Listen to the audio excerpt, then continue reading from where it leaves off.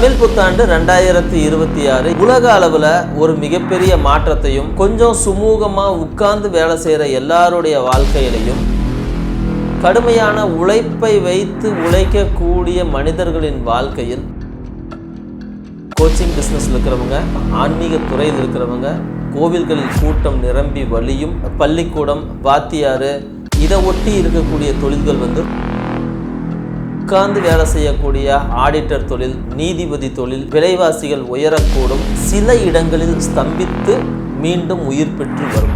இருந்தாலும் உழைக்கும் வர்க்கத்துக்கு இந்த ஆண்டு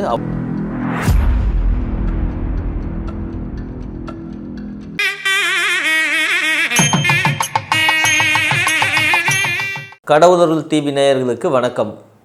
நான் சக்திதாஸ் ஜோதிடர். தமிழ் புத்தாண்டு 2026 எப்படி இருக்க போகுதுன்னு பார்க்க போகிறோம். 14/4/2026 அன்று வரக்கூடிய தமிழ் புத்தாண்டு உலக அளவில் ஒரு மிகப்பெரிய மாற்றத்தையும் சில ஏற்றத்தாழ்வுகளையும் உருவாக்கிக்கிட்டு தான் போகும் இந்த பிரபவ ஆண்டு. அன்னைக்கு இருக்கக்கூடிய கிரக நிலைகள் பார்த்தோம்னா, சூரியனும் சுக்கிரனும் மேசத்தில் இருக்காங்க, மிதுனத்தில் குரு இருக்குது, சிம்மத்தில் கேது இருக்குது, கும்பத்தில் சந்திரனும் ராகுவும் இருக்காங்க, மீனத்தில் சனி, புதன் மற்றும் செவ்வாய்னு எல்லா கிரகங்களும் ஒரு விதமான ஒரு காம்பினேஷனில் தான் உட்கார்ந்துருக்கு. இந்த காம்பினேஷன் உலக அளவில் இந்த தமிழ் புத்தாண்டுக்கு என்னென்ன விதமான நன்மைகளை உருவாக்கி தரப்போகுது, இல்லை என்னென்ன விதமான தீமைகளை உருவாக்கி தரப்போகுது அப்படின்னு பார்க்கும்போது, கொஞ்சம் சுமூகமாக உட்கார்ந்து வேலை செய்கிற எல்லாருடைய வாழ்க்கையிலையும் ஒரு விதமான ஏற்றத்தையே உருவாக்கி தரும். கடுமையான உழைப்பை வைத்து உழைக்கக்கூடிய மனிதர்களின் வாழ்க்கையில் சில சிக்கல்களும் நெருக்கடிகளும் உருவாக்கி தரும். இது இந்த தமிழ் புத்தாண்டு பிறக்கும் போதே கொண்டு வந்திருக்கக்கூடிய ஒரு வரமும் ஒரு நெருக்கடியுமாகத்தான் இருக்குது. ஏன்னா இந்த வருடத்தின் ராஜாவாக குருவே வருகிறார், மந்திரியாக செவ்வாய் வருகிறார். ஸோ ராஜாவாக குரு வரும்போது குரு தன்னுடைய தன்மைகள் முழுவதையும் அப்படியே உலகமெங்கும் பரப்புவார். அப்போது கோச்சிங் பிஸ்னஸில் இருக்கிறவங்க, அப்புறம் ஆன்மீக துறையில் இருக்கிறவங்க, கோவில்களில் கூட்டம் நிரம்பி வழியும், மக்கள் மத குருமார்களை தேடி போவாங்க, எல்லா மதங்களின் மீதும் நம்பிக்கை ஏற்படும், பற்றுதல் ஏற்படும். இந்த மாதிரியாக அதோடு சேர்த்து பள்ளிக்கூடம், வாத்தியார், இதை ஒட்டி இருக்கக்கூடிய தொழில்கள் ரொம்ப நல்லா இருக்கும். உட்கார்ந்து வேலை செய்யக்கூடிய ஆடிட்டர் தொழில், அப்புறம் குருவுக்கு ரொம்ப முக்கியமாக இருக்கக்கூடிய நீதிபதி தொழில், இது மாதிரியான விஷயங்கள் எல்லாமே இந்த வருடத்தில் ரொம்ப அற்புதமாக இருக்கும். அதுக்கு நேர் ஆப்போசிட்டில் இருக்கக்கூடியது என்னென்னா, ரொம்ப கடுமையான உழைப்பை போட்டு செய்யக்கூடிய உற்பத்தி துறை, விவசாயம் மற்றும் போக்குவரத்து, அடிப்படையாக செய்யக்கூடிய உடல் உழைப்பை வாங்கக்கூடிய தொழில்கள், இயந்திரம் சார்ந்தவை, இதை எல்லாமே கொஞ்சம் ஏற்ற இறக்கமாகத்தான் போகும். விலைவாசிகள் உயரக்கூடும், சில இடங்களில் ஸ்தம்பித்து மீண்டும் உயிர் பெற்று வரும். இருந்தாலும் உழைக்கும் வர்க்கத்துக்கு இந்த ஆண்டு அவ்வளவு சிறப்பானதாக இல்லைன்னு சொல்லலாம். கடகராசிக்கு ரொம்ப அற்புதமான காலம்னு தான் சொல்லணும். ராசிலேயே குரு வர போகிறாரு. அந்த குரு மட்டும் இல்லாமல் 2ஆம் இடத்துல கேது, 7ஆம் இடத்துல ராகு, 8ஆம் இடத்துல சனி அப்படின்னு முக்கியமான கிரகங்கள் எல்லாமே கொஞ்சம் நன்மையும் தீமையும் கலந்து செய்யக்கூடிய நிலைமையில தான் இருக்குது. ஆனாலும் கூட ஒரு விஷயம் நீங்கள் கவனித்து பார்த்தீங்கன்னா தெரியும், குடும்ப வாழ்க்கையில் மட்டும்தான் சில கோளாறுகளும் குழப்பங்களும் இருக்குமே தவிர உங்களுடைய தொழில் வாழ்க்கையிலையோ அரசியல் வாழ்க்கையிலையோ எந்த அளவுலையும் எந்த பிரச்சனையுமே கிடையாது. இதை நீங்கள் நல்லாவே உங்களுடைய வாழ்க்கையில் கண்கூடாக பார்த்துருப்பீங்க. ஏன் அப்படின்னு பார்க்கும்போது இப்போ இருக்கக்கூடிய இந்த கிரக நிலைகள் இந்த மாதிரியான சில சிக்கல்களை உருவாக்கி தான் தருது. உதாரணத்துக்கு சொல்லணும்னா, விஜய் கடகராசி, வெளி உலகத்தில் மக்கள்கிட்ட எல்லாத்துக்கிட்டையும் மிகப்பெரிய ஒரு நற்பெயரையும் ஒரு செல்வாக்கையும் வாங்கினார்னாலும் கூட அரசியலில் ஒரு மிகப்பெரிய இடத்துக்கு மிகப்பெரிய தாக்கத்தை உருவாக்கக்கூடிய அளவுக்கு இன்றைக்கி அவர் வந்திருக்காரு. ஆனாலும் அவர் தன்னுடைய தனிப்பட்ட குடும்ப வாழ்க்கையில் ஒரு மிகப்பெரிய பிரச்சனை உருவாகி இருக்குது. இது மட்டும் இல்லை, இன்னும் நிறைய அரசியல்வாதிகளுக்கும் பிரபலங்களுக்கும் இந்த விஷயங்கள் நடந்திருக்குது. அதனால தான் நம்ம சொல்கிறோம், கடகராசிக்காரங்க குடும்ப விஷயத்தை மட்டும் கொஞ்சம் கவனமாக பார்த்துக்குங்க, வெளியே தெரியாமல் பார்த்துக்குங்க, உங்கள் பிரச்சனைகளை நீங்களே பேசி தீர்த்துக்குங்க. என்ன சிக்கல் வந்தாலும் பரவாயில்ல பார்த்துக்கலாம் அப்படின்னே வச்சுக்கிங்க. ஏன்னா 2ஆம் இடத்துல இருக்கக்கூடிய கேது, 7ஆம் இடத்துல இருக்கக்கூடிய ராகு, இவங்க 2 பேரும் உங்கள் குடும்பத்தில் ஒரு கோளாறையோ குழப்பத்தையோ உருவாக்கவே செய்வாங்க. இது திருமணம் ஆனவங்களுக்கு மட்டுன்றதில்ல, திருமணத்திற்கு காத்துட்ருக்கிறவங்களுக்கும் இவங்க இதே வேலையை தான் செய்வாங்க.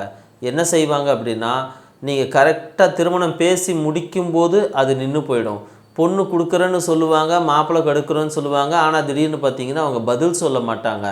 இல்லைன்னா நீங்கள் பார்த்துட்டு போவீங்க, நீங்கள் பார்த்தா அவங்களுக்கு வேற ஒரு பக்கம் கல்யாணம் ஆகிடும். இந்த மாதிரி கைகூடி விடாமல் அந்த குடும்ப வாழ்க்கை, குடும்ப உறவுகளை மட்டும் கைகூடுறதுக்கே விடாமல் ஏதாவது ஒன்று செய்யும். சிலருக்கு எனக்கெல்லாம் அப்படி பிரச்சனை இல்லைங்க அப்படின்னு சொல்லலாம். ஆனாலும் அவங்க வீட்டில் இருக்கிற யாராவது ஒருத்தர் அவங்க குடும்பத்தை விட்டு வெளியூருக்கோ வெளிநாட்டுக்கோ, இல்லைன்னா ஒன்று கல்விக்காக, இல்லை வேலைக்காக, இல்லைன்னா கோவிச்சிக்கிட்டு, இந்த மாதிரி ஏதோ ஒரு கோளாறு குழப்பம் உங்கள் குடும்பத்தில் நடக்கவே தான் செய்யும். இது தவிர்க்க முடியாது அப்படிங்கிறத கடகராசிக்காரங்க புரிஞ்சுக்கிட்டு, இதை ஏற்றுக்கிட்டு, இதை அடுத்த கட்டத்துக்கு நகர்றதுக்கு பார்க்கணும். இந்த பிரச்சனைகளை பெருசு பண்ணாமல் இருக்க முடியுமான்னு பார்க்கணும். முடிஞ்ச வரைக்கும் கடகராசியில் உள்ள பெண்கள் முடிஞ்ச வரைக்கும் சரின்னு சொல்லி அனுசரித்து போக பாருங்கள்.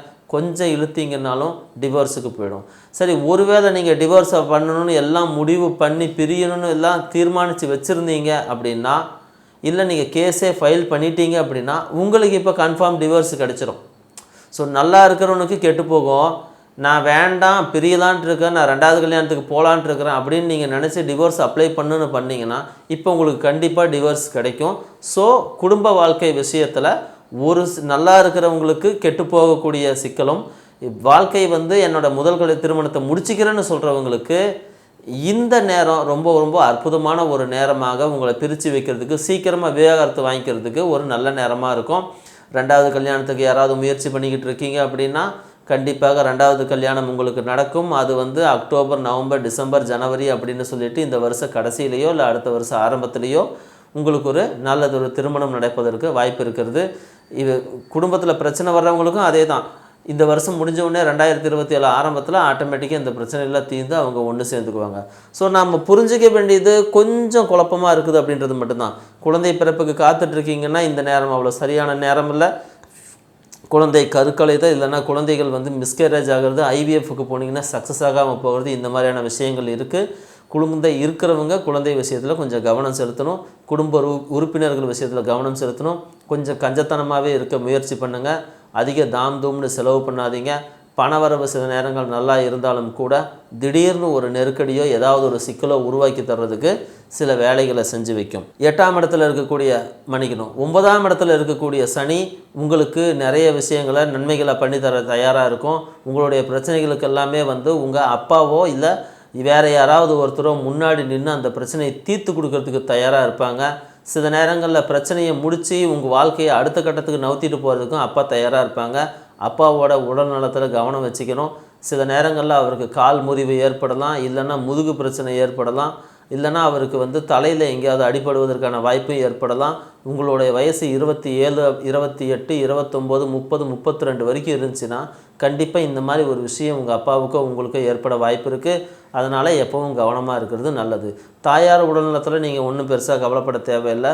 இங்கே எல்லாமே நல்லா தான் இருக்குது. நீங்கள் எந்த சிக்கலுக்கும் உள்ளாக மாட்டீங்க. அம்மாவோட வழி நல்லாயிருக்கும். தாய் மாமாவுக்கும் பெரிய பிரச்சனை கிடையாது. எல்லாமே சிறப்பாக தான் இருக்க போகுது. இந்த காலம் ரொம்ப சூப்பராக இருக்குது. யாருக்கு அப்படின்னா உங்கள் தாய் மாமாவுக்காக தான் இருக்கும். அதே போல் உங்களுடைய அக்கா வீட்டுக்காரருக்கும் இந்த வருஷம் ரொம்ப ரொம்ப அற்புதமான ஒரு காலமாக இருக்கும். ரியல் எஸ்டேட் செய்கிறவங்களுக்கு ரொம்ப நல்ல காலமாக இருக்கும். தோட்டம், துறவு, இல்லைன்னா இந்த தென்னந்தோப்பு, பனந்தோப்பு இந்த மாதிரி ஏதாவது வச்சுருக்காங்க அப்படின்னா அவங்களுக்கு இந்த இந்த காலம் ரொம்ப ரொம்ப சூப்பராக இருக்கும். சமையல் செய்கிறவங்க, சமையல் வேலை செய்கிறவங்க, கேட்ரிங் வச்சு நடத்துகிறவங்க இவங்களுக்கு சூப்பராக இருக்கும். கப்பல் வச்சு நடத்துகிறவங்க, கப்பல் போக்குவரத்து, போட்டு போக்குவரத்து, தண்ணியில் மீன் பிடிக்கிறவங்க இவங்களுக்கு எல்லாமே இந்த காலங்கள் ரொம்ப ரொம்ப அற்புதமான காலம் அப்படிங்கிறத நீங்கள் மறந்துடாதீங்க. நடிப்பு துறையில் இருக்கிறவங்களுக்கு ரொம்ப நல்லா இருக்கும். பாட்டு பாடுறவங்களுக்கு ரொம்ப நல்லாயிருக்கும். மனோதத்துவம் சார்ந்த வைத்தியம் பார்க்கக்கூடிய டாக்டருக்கு இந்த காலங்கள் ரொம்ப ரொம்ப நல்லாயிருக்கும். இது எல்லாமே தொழில் ரீதியாக ரொம்ப நல்லா இருக்குன்றதை நீங்கள் புரிஞ்சுக்கணும். சங்கீதம், ஓவியம் யார் செய்கிறாங்களோ அவங்களுக்கு நல்லாயிருக்கும். வெளிநாடுகளுக்கு போய் கச்சேரி செய்கிறவங்களுக்கு ரொம்ப நல்லாயிருக்கும். இங்கே உள்நாட்டு பொருளை வெளிநாட்டில் கொண்டு போய் விற்கிறவங்களுக்கு ரொம்ப ரொம்ப நல்லாயிருக்கும். போலீஸ் துறை, இராணுவம் இது போன்ற பதவியில் இந்த தொழில்களில் இருக்கிறவங்களுக்கு பதவி உயர்வு கிடைக்கும், திடீர் சம்பள உயர்வு கிடைக்கும், ஏதாவது விருதுகள் கிடைக்கும், உங்களை மதிக்கப்படுவீர்கள். இந்த மாதிரி நிறைய விஷயங்கள் உங்களுக்கு நன்மையாக நடக்கும். லாட்டரி, ரேஸு, சூது இந்த மாதிரி விஷயங்களில் கொஞ்சம் கவனமாக இருங்க. திடீர்னு உங்களுக்கு சின்ன பரிசு கொடுத்து உங்களை உள்ளே இழுத்து உங்களை மொத்தமாக முடிச்சு விட்றதுக்கும் ஏற்பாடு நடக்கும். எப்படி பார்த்தாலும் நிறைய விஷயங்கள் நல்லா இருந்தாலும் சில விஷயங்கள் கொஞ்சம் கோளாறாகவே இருக்குது அப்படிங்கிறத புரிஞ்சிக்க முடியுது. உங்களுக்கு விவசாயம் செய்கிறவங்களா இருந்தால் விவசாயக்காரங்களுக்கு ரொம்ப ரொம்ப நல்ல காலம். பால் சம்மந்தப்பட்ட உற்பத்தி பண்ணுறவங்களுக்கு ரொம்ப நல்ல காலம். முட்டைக்கோசு, முட்டை, கீரை இது தொடர்பான விவசாயம் பண்ணுறவங்க, பரங்கிக்காய், வெள்ளரிக்காய் இது போன்ற விஷயங்களையெல்லாம் விவசாயம் பண்ணுறவங்களுக்கு இந்த காலம் ரொம்ப அற்புதமான சூப்பரான காலமாக இருக்கும் அப்படிங்கிறதுல எந்த மாற்று கருத்தும் இல்லை. பூமிக்கு மேலே விளையிற எல்லா பொருளுமே ரொம்ப நல்லா இருக்கும். தண்ணீர், உணவு, பால், அப்புறம் பயணம், டிரான்ஸ்போர்ட், ட்ராவல்ஸ் இவங்க எல்லாத்துக்குமே இந்த காலங்கள் நல்லா இருக்கும் அப்படிங்கிறதுல என்ற மாற்று கருத்தும் இல்லை. இருந்தாலும் இந்த வருஷத்தில் ஒரு 3 முறை வாழ்க்கையில் சின்ன சின்ன மாற்றங்கள் திடீர்னு நடக்கும். அதை கொஞ்சம் அனுசரித்து ஏற்றுக்கத்தான் செய்யணும். உங்களுடைய வாழ்க்கையில் நீங்கள் எதை எதிர்பார்க்குறீங்க அப்படிங்கிறத பொறுத்து தான் இந்த மாற்றங்கள் உங்களுக்கு நன்மையா தீமையா அப்படிங்கிறத முடிவே செய்ய முடியும்.